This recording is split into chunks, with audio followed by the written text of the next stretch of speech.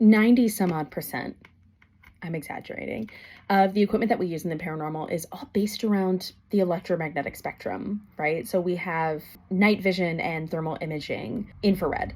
We have our sweep radios, radio waves. We have photos, visible light spectrum. We have all of these ways that we are conducting our investigation and our research around the electromagnetic spectrum.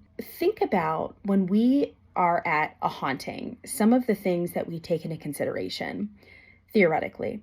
We think of moon phase. Is it raining? Do lightning storms increase paranormal activity, which is a really popular theory? We have sources of water creating an influx in activity.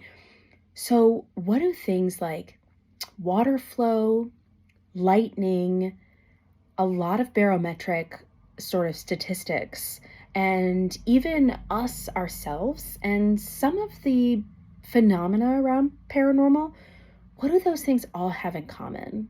Here's for me where it starts to get interesting. And of course, paranormal, it's all a pseudoscience. It's all basically, we're just grabbing at different theories and trying to put them into play and put them into motion. And that's both a blessing and a curse.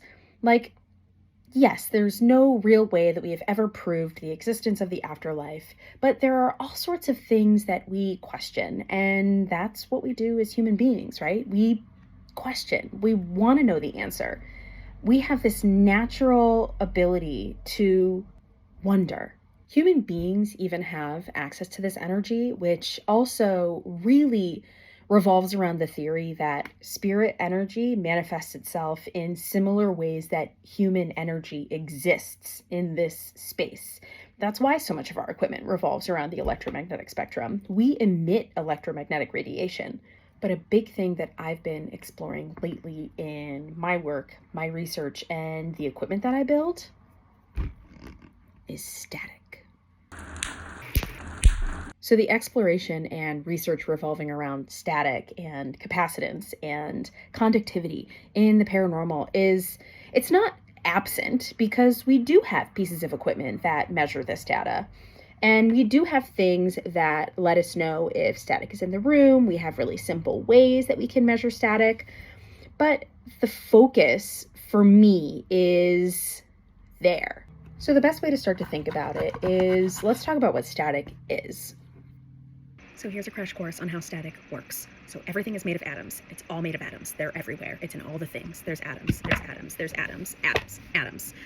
And we all know atoms are made up of protons, neutrons, and revolving around are the electrons. So the electron is a subatomic particle that is just naturally a negatively charged particle. The protons are the positively charged particle. And you have to have an equal amount of protons and electrons for it to be a neutral atom. When you have two bodies that come in contact with each other, they can transfer electrons. They can either give or they can take, and then you are left with two bodies that have an imbalance of positive and negative energy.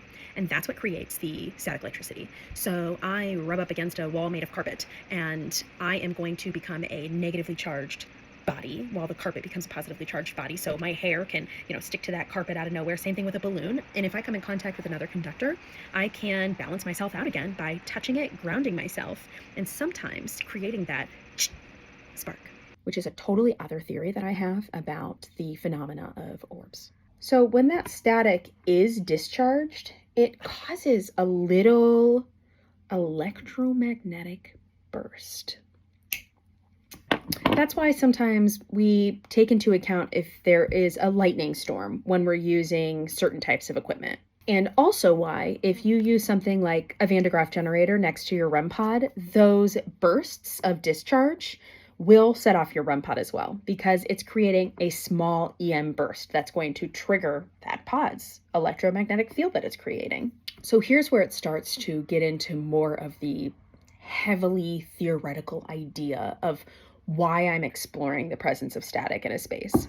We think of how static is made. Static can even be created when water is flowing through a pipe. It can be created during a storm, and the discharge is the lightning. So there's a lot of reasons that static discharge can happen. So why not when the spiritual realm unveils itself to us. I know this is going to get really fucking weird, but we're in the paranormal, right? Whatever. This is the whole reason why it's so fun that it's a pseudoscience, because there are no hypotheses. Even though I can say it's an educated guess, it's not at all based in science. This is all purely based in spiritualism or very, very, very theoretical physics. If we talk about different dimensions, when a door to another dimension or another realm of existence might split, separate, or open, why couldn't that create a friction, a kinetic energy, and result in a discharge of energy? And that's what we are measuring with our REM pods.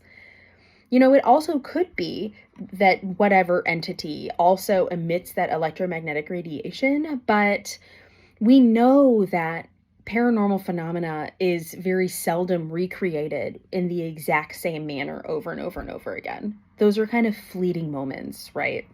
If we're thinking of spirit energy as another dimension or another realm of existence, they have to be able to come and go.